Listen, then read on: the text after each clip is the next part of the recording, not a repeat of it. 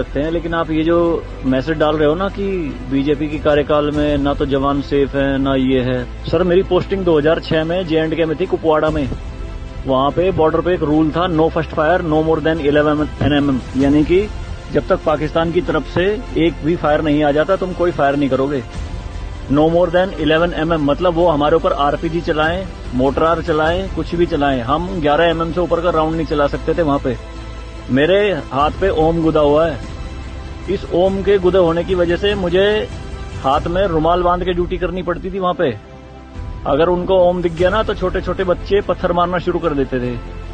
और सर श्रीनगर के लाल चौक पे 26 जनवरी के दिन बहुत बड़ा तिरंगा बिछा के जिंदी गाय काटी थी, जिंदी, और जिंदी की खाल उतारी थी सबके सामने, पूरी सेना के सामने यूनिट खड़ी थी वहां पे पूरी, और चक्कू लहरा के खूब बोलते थे, क्यों भाई हिंदुस्तानी कुत्तो, तुम्हारी माँ है ना ये, देखो क्या हाल करेंगे इसका हम। भाई कुछ नहीं उखाड़ सकते थे उनका। क्यों? क्योंकि सेंट्रल में गवर्नमेंट गंडवी थी, नपुंसक गवर्नमेंट थी।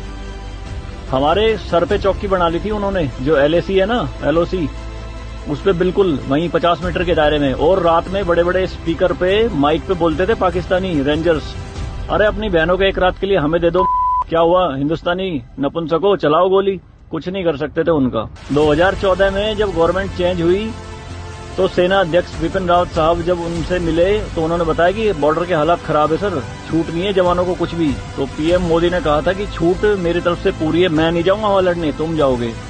आज की डेट में आप मुझे एक भी चौकी बता दो अगर वहां ढूंढने से मिल जाए। दूरबीन लगा के देखनी पड़ती है पहाड़ों में, वो भी बंकरों में अंदर, सारी लगा दी उन्होंने तोप उड़ा के।